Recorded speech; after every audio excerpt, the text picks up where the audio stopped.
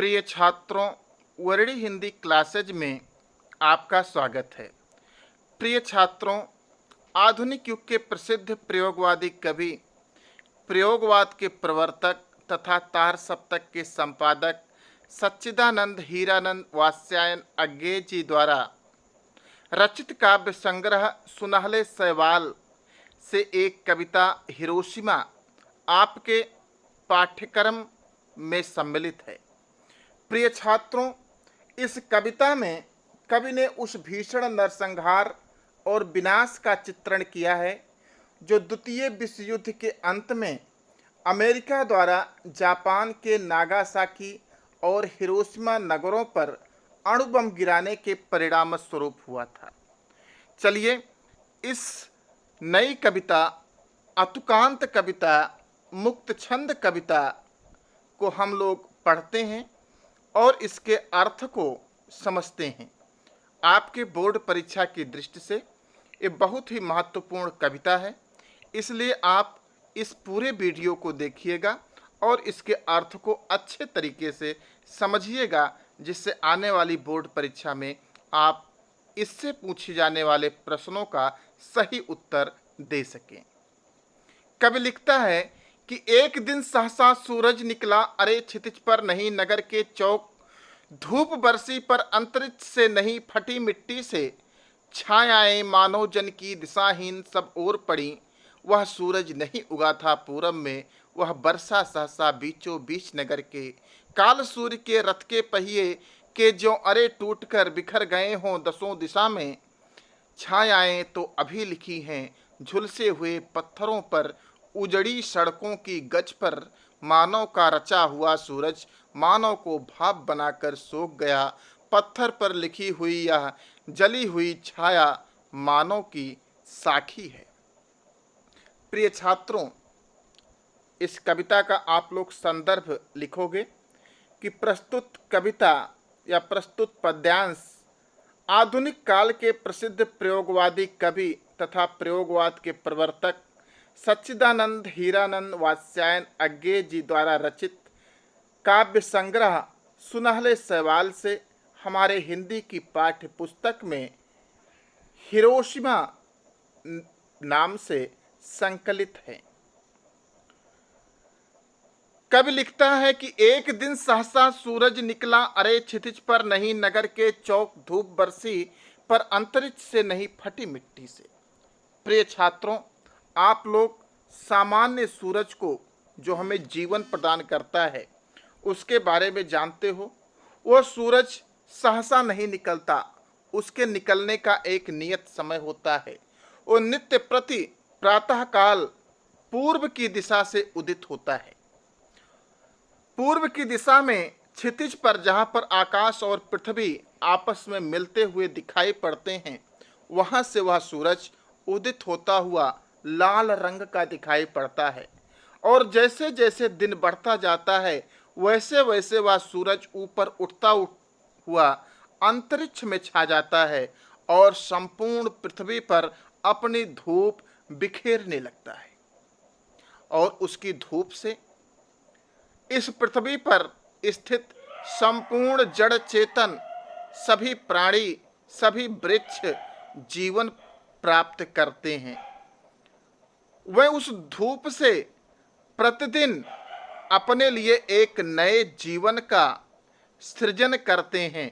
वह धूप उन्हें ऊर्जा प्रदान करती है जीने के लिए, कर्म करने के लिए, रहने के लिए, इस पृथ्वी को सुंदर बनाने के लिए।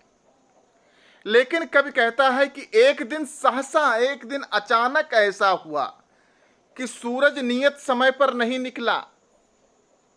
सूरज अचानक उदित हुआ और वो क्षितिज पर भी नहीं उदित हुआ जैसा रोज होता था।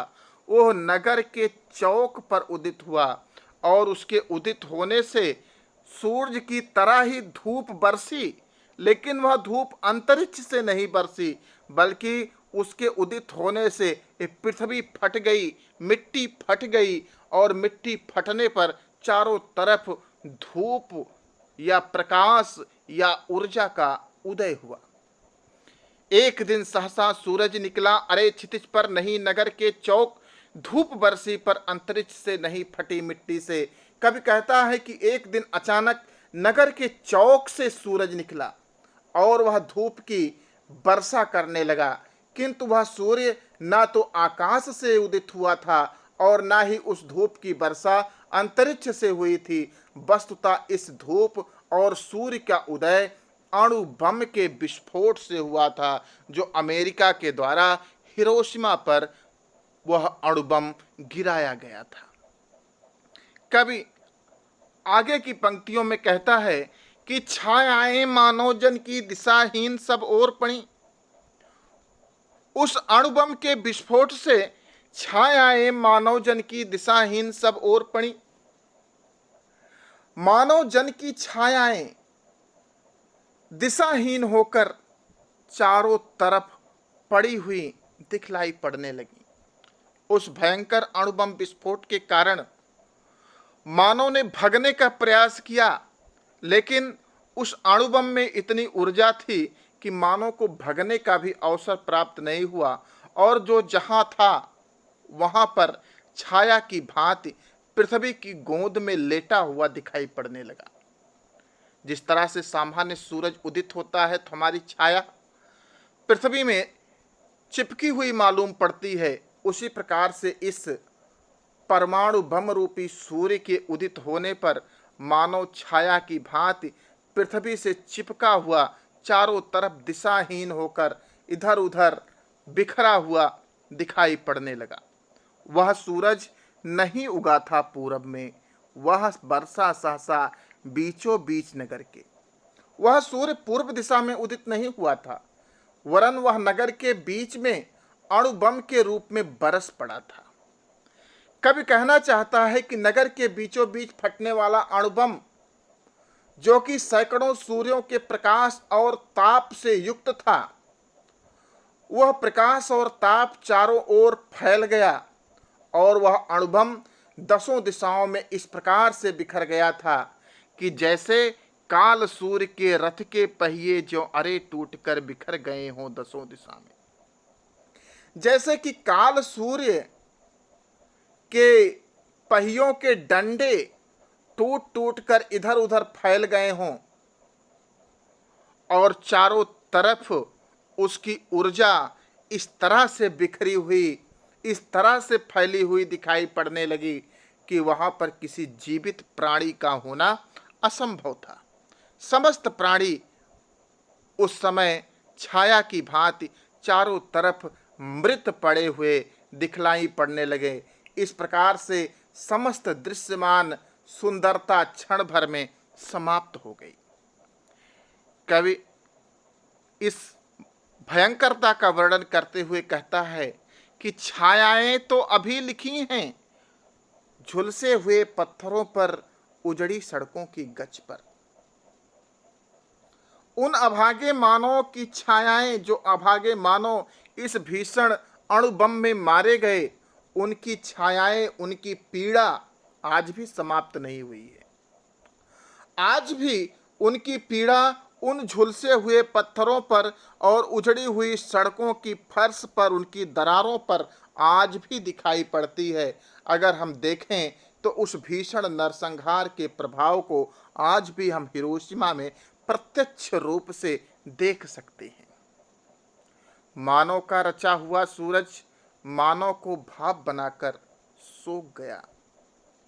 अपने दुख को व्यक्त करते हुए अज्ञे जी कहते हैं कि प्रकृति द्वारा जो निर्मित सूरज होता है वो हमें प्रकाश देता है, वो हमें जीवन देता है, किंतु मानव द्वारा निर्मित यह सूरज, यह परमाणु बम, यह अणु बम ने तो मानव को ही समाप्त कर दिया, मानव को भाप बनाकर सोख गया। इसने मानव को ही भाप बनाकर उड़ा दिया। क्षण भर में मानव कंकाल की भांति इस पृथ्वी पर पड़ा हुआ दिखलाई पड़ने लगा। पत्थर पर लिखी हुई यह जली हुई छाया मानव की साखी है। कवि कहता है कि पत्थर पर बनी हुई मानव की यह छाया इस बात का स्पष्ट साखी है, स्पष्ट प्रमाण है, प्रस्तुत करती है।